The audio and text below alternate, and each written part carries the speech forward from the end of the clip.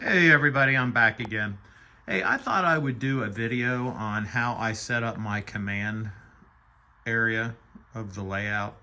But first of all, I want to give you an idea of how big this is. It's not a huge layout, but it is sort of morphed into what it is now just by sections.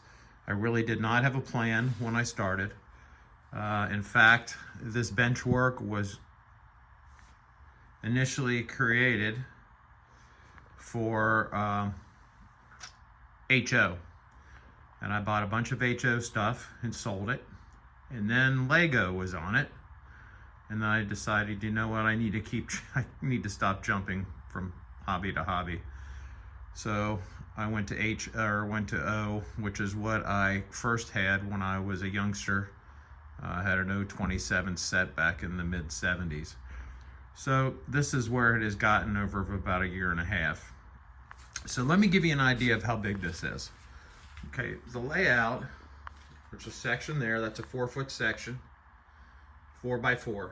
So at any point, for the most part, I can only put curves that will go onto a 4-foot wide section.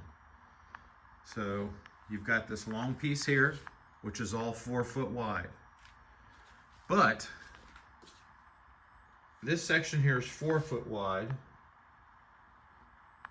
And then you have this section all the way to where it goes to the section that's more of an L. So from there, at the end, all the way to here, that is 12 foot. And then from this section out, which forms the L, that is just 8 foot. That is a 4x8 piece of plywood. So you've got 8 foot here. Then you've got, let me see, you've got 4 foot here. And then here, you have the 8 foot 4x8 to here, and then you have another 4 foot, which makes that 12 feet. And then the back is a continuous all the way to the other end, and that would be 16 feet. So it has been pieced together. There was no plan initially, and I just sort of built it as it went. Now, if I could start over, would I do it different? Yes. I don't like the idea of not having a way to put larger curves, radius curves. I could always extend out the Benchwork, but I don't want to do that right now. I mean, you can even see right here, I put a 2x4 here just to extend it out a little bit so I could widen the track radius here, because I was having issues with trains derailing because the radius wasn't big enough. And I also did it here. But anyway, so I wanted to also show you what I use to power the accessories. You know, I've got lights on a bridge. I've got a little camp down there below the mountain. I've got some yard lights, buildings with lights, flashing light on top of the Menards water tower. There's the switch tower with a light. So there's a lot of lights. Sign. I put lights in that Lionel train station myself. Yard lights. Custard stand, and then I have no lights over here. I'm just using this as my stage area for engines. It's just a crude area that I've put some track down that's not even connected to anything, where I can stage my engines. But anyway, so what I have for the inner loop is a CW80. That's the newer version of the CW80. I have an old one. I like it. It still works. And I will probably incorporate it in another layout when I move from this house and build a different one.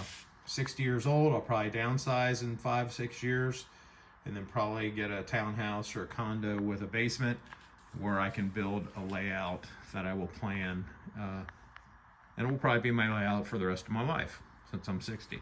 But anyway, so I've got the CW80, which powers the inner loop, and it's not that big of a loop at all.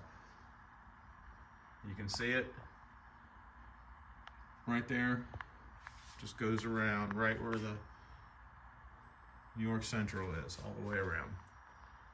And then on my outer loop, that's my main loop where I can run longer trains.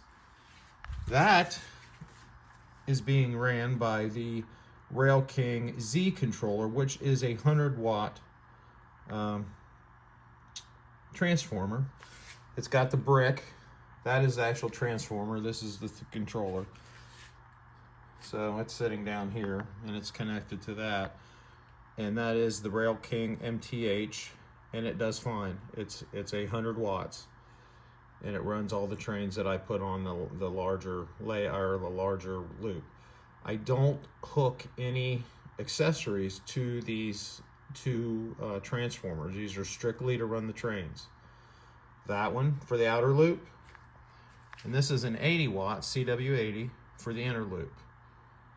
And then what I have is two Lionel, what are they, 7H20s that are strictly being used for the accessories.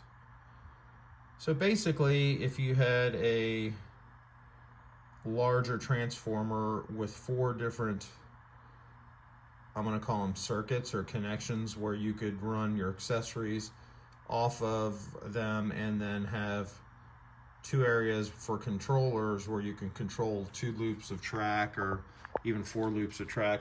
Essentially, you know, here you got one loop, and then the accessories. So I've sort of piecemealed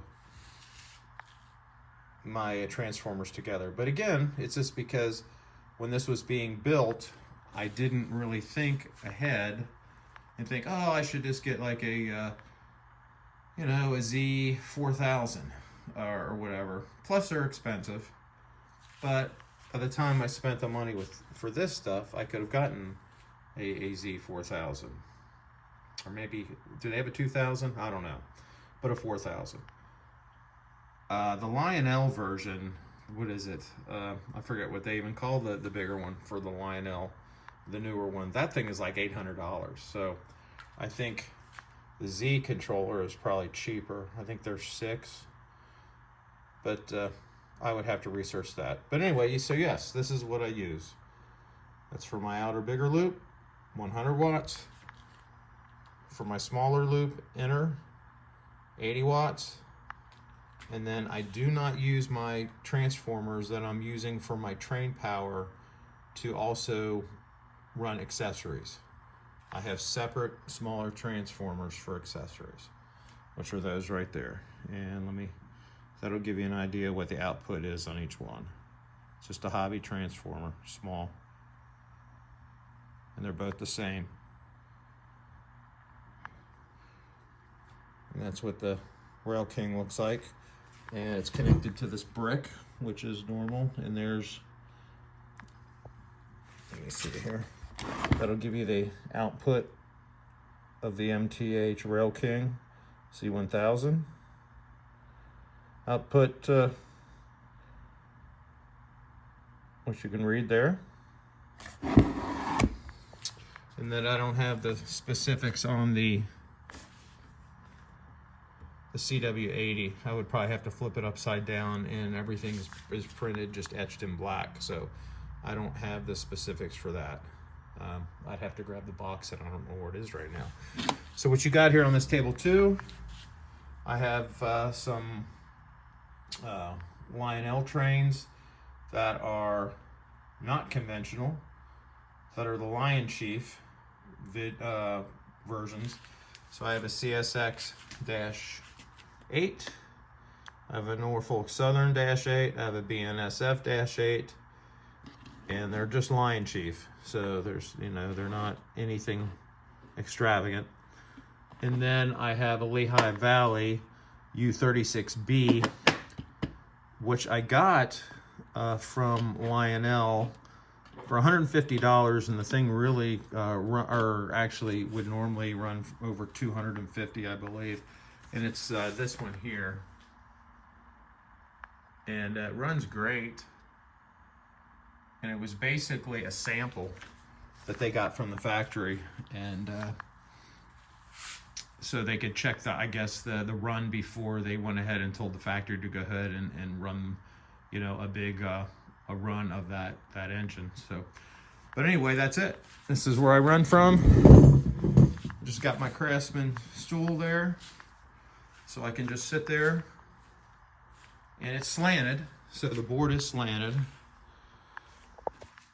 So that'll give you an idea of how big the layout is and how the things are set up.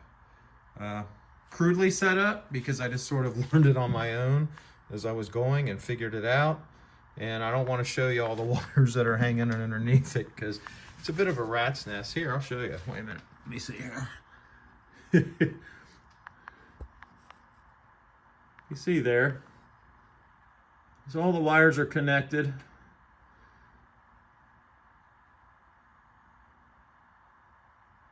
And they run all over the bottom of the... But again, this was sort of, I guess, thrown together, and I've learned from it. And let's see, on the L section, I've got a strip plug underneath.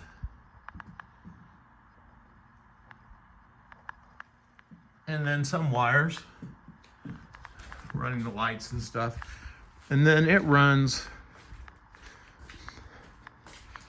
everything into a multi plug here on the floor, and then goes into the outlet.